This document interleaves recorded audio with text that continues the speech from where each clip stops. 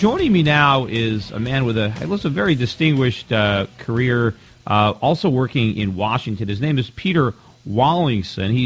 He goes back into the Reagan administration. He was the general counsel of the U.S. Treasury Department during the Ronald Reagan administration. He has been a member of several different councils, Council of President Ronald Reagan from 86 to 87, member of the Advisory Committee on Improvements to Financial Reporting, U.S. Securities and Exchange Commission from 2007 to 2008. He served as a member of the Shadow Financial Regulatory Committee from 1991 through 2009.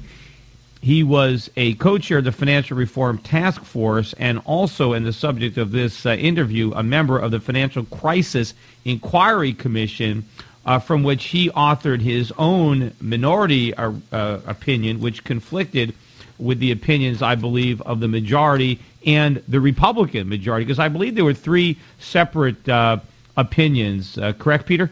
Yes, that's right. Yeah, so first, can you give me a little background on this committee and how it was convened and how the hearings were held? Because I know I wanted to be a witness. I kept contacting the Republicans, trying to volunteer, because I said, look, I predicted the crisis. I wrote books about it. I did speeches about it. I warned about it. I forecast all these things, the bankruptcy of Freddie and Fannie, the collapse of the financial institutions. I warned about the housing bubble for years before it blew up. And I couldn't get anywhere near this committee. So give us a little background on how it was set up. I didn't know about this, Peter. I didn't know you were trying to contact the committee. But I'm not at all surprised that you were not interviewed. They interviewed 700 people. 700 people. You were not included. This is a real joke. Did any of those 700 people forecast the crisis in advance? No. And, the whole thing was cooked, I'm afraid. And it really is. It's very, very sad because they did not attempt, really, to, even from the very beginning, to get to the bottom of what caused the financial crisis. And they really wanted, and what they produced, ultimately, and I'm talking here about the six Democrats. Let me step back just a moment so I can give your listeners and you some background on this. There were 10 appointees to the commission, 6 Democrats, 4 Republicans. Of the 3 Democrats appointed by the Senate Majority Leader, 3 appointed by the Speaker of the House, and in the case of the Republicans, 2 appointed by the Minority Leader of the House, 2 appointed by the Minority Leader of the Senate. I was one of those appointed, and I was appointed by the Minority Leader of the House, who happened to be John Boehner, now, fortunately, the Speaker of the House. Mm-hmm.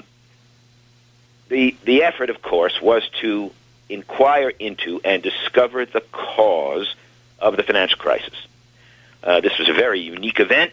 Nothing like this had happened since the Depression, and even the Depression wasn't like this. This was actually closer to the financial panic of 1907 than it was to the Depression, because it occurred solely within the financial community and then spread eventually into a major recession. But the idea was to decide to find the cause of the financial crisis.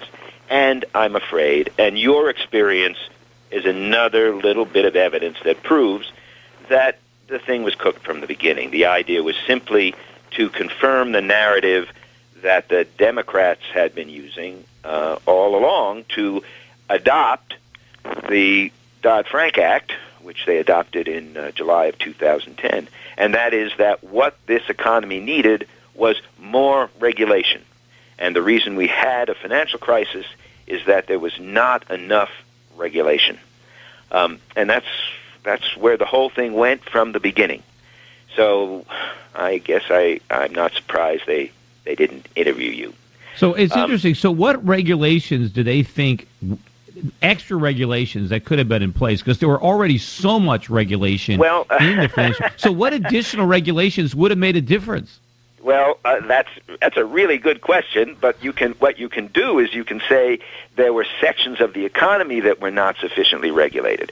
We know that banks were very heavily regulated. They had no explanation for why the banks, which were very heavily regulated, got into such trouble. But what their idea was is you actually have to extend the regulation to other parts of the financial system, principally the investment banks like Goldman Sachs and Morgan Stanley and others. They weren't sufficiently regulated. And you really have to make sure that you are regulating all of the major players in the financial world. Now, here's one thing. Let me just stop you real quick, because this asked your comment on this. What strikes me as so crazy about that is the entities that needed the biggest bailouts were the banks that were regulated, but the hedge funds that weren't regulated, none of them got bailouts. Yes. And of course, and then Freddie and Fannie, which were government-sponsored enterprises, had the biggest losses of them all. And this was the government's own creation. All true, and things that were actually brought to their attention. Now, I must say that it was not the responsibility of this commission to propose any actions, any public policy actions. The purpose of the committee was simply to find the causes. But as we know, I mean, logically, the causes would lead to the actions. So they have produced a story about the financial crisis that justifies the actions that Congress had already taken. And my dissent was fundamentally to say you missed the entire picture. You missed what caused the financial crisis. In fact, you didn't even try to find out what caused the financial crisis. I read your dissent, and I recommend that people. It's on the internet, so if you want to read the entire opinion, it's there. In fact, you can read the other ones online as well. But let me ask you: Did you arrive at your conclusions, which are in general correct? But were you able to arrive at that based on the evidence and the testimony that was before the committee, or did you have to go way outside the scope of the committee and do your own research to come to these conclusions? I had to go outside completely. What the commission was doing was largely irrelevant to the entire question of the cause of the financial crisis. My conclusion was that we first had to understand why there were so many very weak mortgages in our financial system. What the one thing that is different was different in 2008 from anything that went before is that in 2008, half of all mortgages in the U.S. financial system were subprime or otherwise high risk. Half of all mortgages. That means they had low down payments. Why do you think that was? That was because of government policy, particularly requirements placed on Fannie Mae and Freddie Mac to require them to buy what were called affordable housing loans. And those were basically loans to people, mortgages to people at or below the median income in the place. So even though they couldn't, so even though these were not conforming loans by the standards that Freddie and Fannie had, they still were required to go into the market and buy these loans anyway, even though they didn't meet the basic requirements of Fannie and Freddie conforming mortgages. Exactly. What happened here is that it reduced underwriting standards. Underwriting standards had formerly kept out bad loans.